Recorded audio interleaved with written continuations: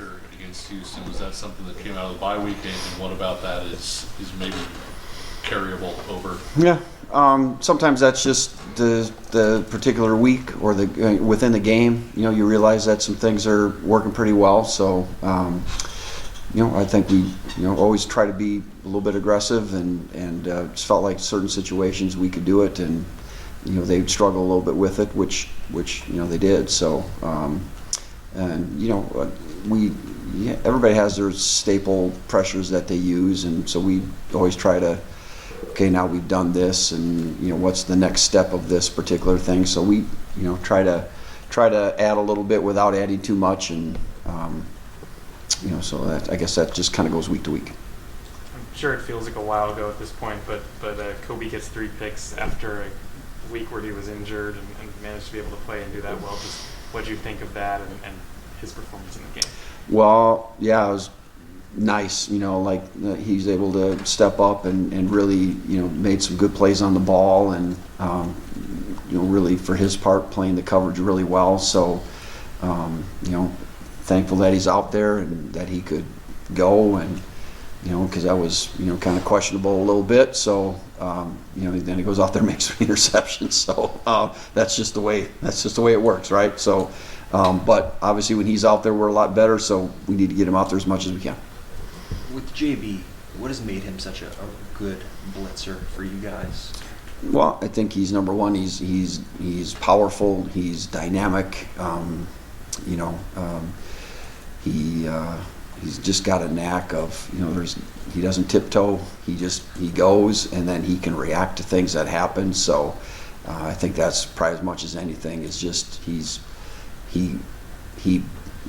blitzes like you want a guy to blitz. Like when you think about it in your mind, that's what you want to see, and that's what he does. So obviously, he can't be the only guy, but we're certainly going to make sure that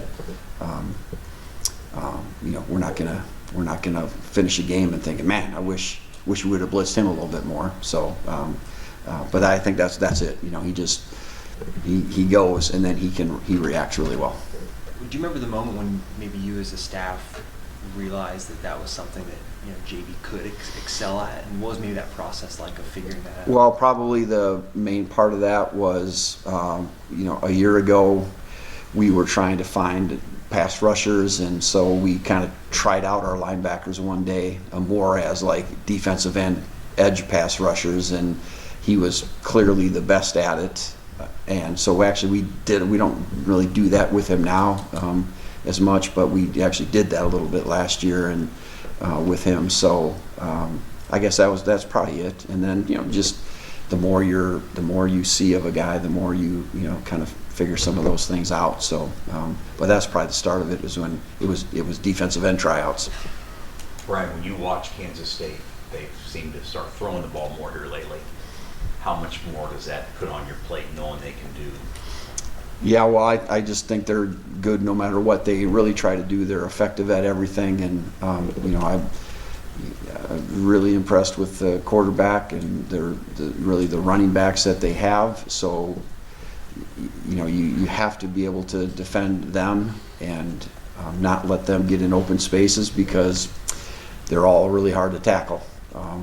But yeah, that is just an added element when you can throw the ball too, and I think the quarterback's really accurate. He's accurate in the pocket. He's accurate on the move.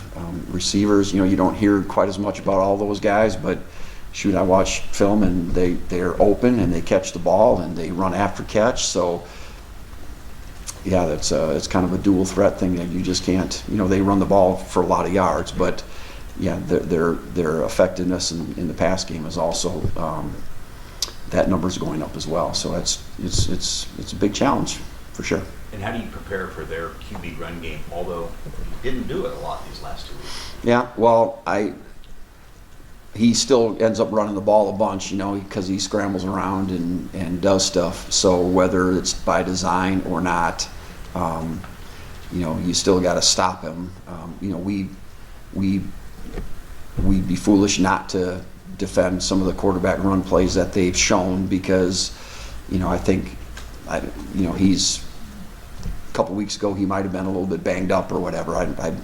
obviously he's probably healed over time, and you know, maybe that's back into their thought process. So we're preparing for that as well, and whether he does it or not, I guess we'll see. But we should be ready for it if he does. How important was it to get Cornell back against Houston? What type of role do you feel like he'll be able to play on Saturday? Yeah, I think it was good to get him for the snaps he did. I think he had, you know, 20, 25 snaps, something like that. So I believe it's just good for our defense. It's good confidence for our defense to have him back out there. Just from that standpoint, you know, he played reasonably well. You know, obviously there's always a couple things here or there that you know, anybody can do better. He's a little bit rusty at a couple things, but you know, he's got a lot more reps now this week in practice, and kind of getting back to the old Cornell. So I as much as anything, it's just maybe for me, but for believe our defense, just knowing a guy's out there and he's back more or less. That I think that's very helpful. Physically, has he responded pretty well all week? Yeah, he like I said, he hasn't. You know, I can't say like limiting him. He's not really been limited in practice, so he's gotten the repetitions. He doesn't limp around. He just goes, and so I feel like he's obviously he's getting back to that stage where he's full go, you know, all the time. So we're getting to that point. Taylor Davis and Caleb Purdy played quite a bit, you know, as younger guys. What did you see from them, and where do they? Yeah, I think they're both they're both competitive players. You know, they're good athletes.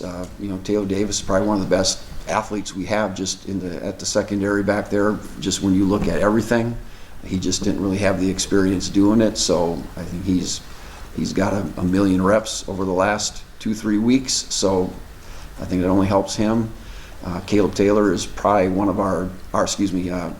Caleb Purdy is probably he's one of our smartest guys back there. So he knows it, and he can communicate it, and shoot, he corrects me once in a while back there. So, you know, I know he knows what's going on. And again, that's probably the first real experience that he's had in his career, and I thought he responded well to that. So, you know, if that's the nature of things going forward, then I feel good about those guys out there. I don't feel like we're taking huge steps backwards.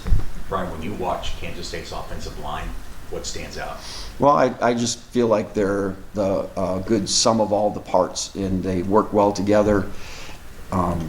You know, I think last year, you know, they probably were a very senior-dominated line last year. You know, everybody knows those guys were really good. You know, these guys don't have quite all that, you know, all that past experience, but you can tell they're well coached and they function well together, and you know, they know what's going on, and so they're, you know, I don't know that that's a weakness for them by any stretch, and you know, they're just a really good offense, and I think they call plays good, and you know, they set plays up, and they just do a really good job of stuff. And even if you feel like you're ahead of them, sometimes they just keep punching, and they just keep going, and they're a pretty strong team that they're able to come back on you. So because they have the scheme and the weapons to do it. So I think they're good all over. Anything else for Coach? All right, let's go. Okay.